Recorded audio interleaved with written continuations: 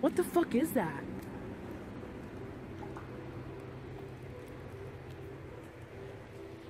What the it looks like it's moving with the clouds. Oh, did you see this?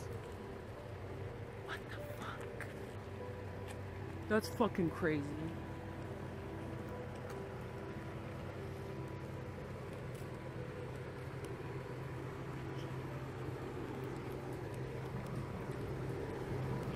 What the fuck is that? Oh my god, it fucking disappeared. What the fuck?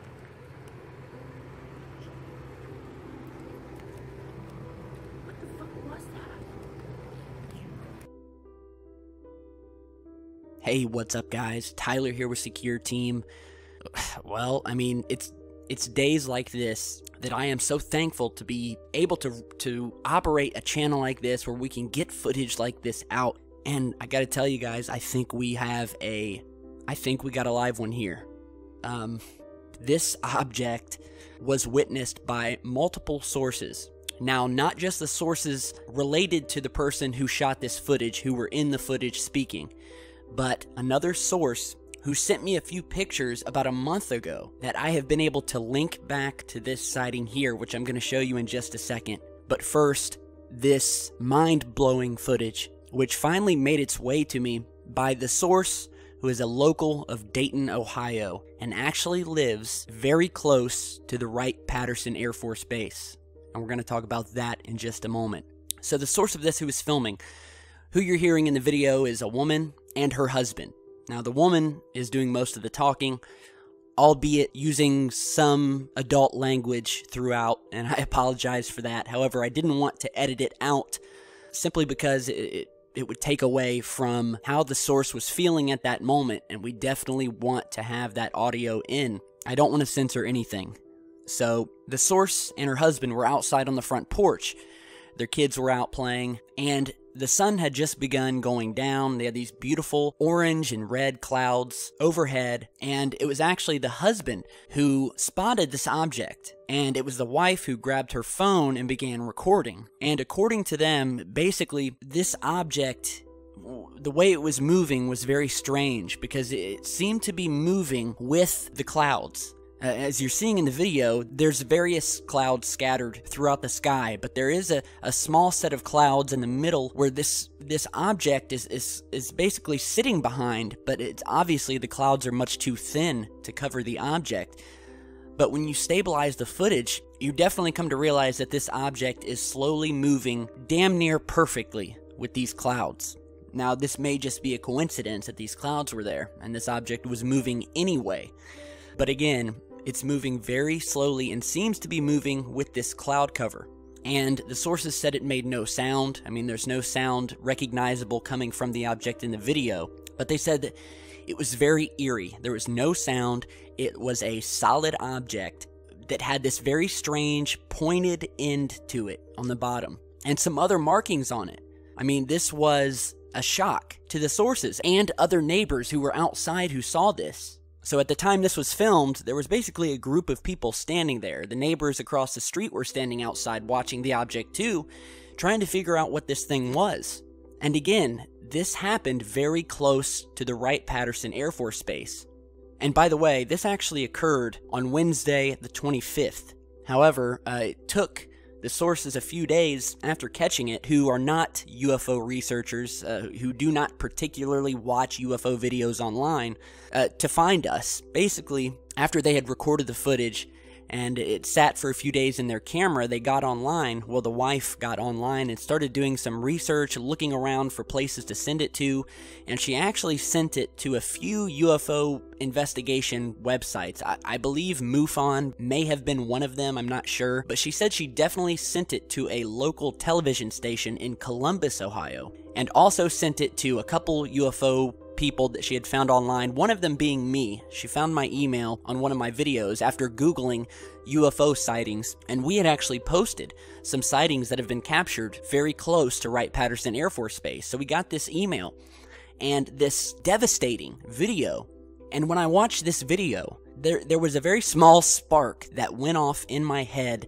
that led me to believe that I had seen this object before, possibly. Now, I went to my email, where at this point in time, I get between 100 and 200 emails a day. And I remembered that about a month ago, I received a set of 2 images from a person who also said that they lived on the outskirts of Dayton, Ohio, a little bit farther away from this source who sent me this video.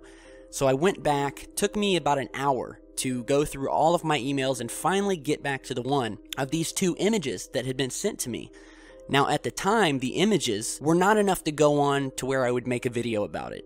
But I do keep all of my footage and emails and pictures for later on, just in case I get another sighting that looks like a possible craft sent to me earlier. So I went back and I found these pictures, and lo and behold, as you're seeing here, I think we've got a match. Now, these 2 photographs were taken with a Canon 70D DSLR camera, which is the type of camera that has like a telescopic lens on it and allows you to get very high resolution up close pictures from very far away. It has a zoom lens on it, or you can buy zoom lenses. And by the way, for UFO sightings and for skywatchers, I definitely recommend getting one of these types of cameras. And the source video that we just showed you is actually just filmed on a regular Galaxy S6 cell phone. So these 2 images that you're seeing here, and we'll zoom in on the first one as you're seeing here, where the object is a little bit blurry, but it definitely looks like the shape of the object you're seeing in this video here. And then we have a second photo taken just a few seconds later as this object moved through the sky. And again, the source who sent me these images saw this object moving slowly through the sky, didn't know what it was, but it had a very odd shape to it. So then I looked at the second image, which gives us a much clearer shot with not so much motion blur as the first image, and lo and behold, it is without a doubt in my mind the same craft. I mean, look at this thing. And we're showing you a zoomed in version here. And because the object was so far away, you know, even with these DSLR cameras, there's only so far that you can zoom out and take a picture, especially if the object was far away, as it was in this image. So basically, these pictures were taken using the full zoom capabilities of the lens she was using on this Canon camera. And, I mean, look at this thing. It's the same UFO. It's the same craft. I mean, you look at the details on this thing, the shape of it, and it is exactly the same craft from this video. And I am simply amazed. We have someone else corroborating this sighting, because people don't like to look like they're crazy. I mean, a lot of the people who send me in videos and pictures of these sightings talk about how hard it was for them to email me in the first place, because they do not want to look like kooks or conspiracy theorists or name your label, you know, that the mainstream likes to use for people like us. And a lot of people don't send in their footage because they're nervous about how they'll be looked at. So obviously it was a big relief for the source of the images to know that we had video now, and that we would be able to publish these in a video, and that we would be able to link these pieces of evidence together. Now, what is more interesting is that these happened near a military base called Wright-Patterson. Now, everybody always talks about Area 51.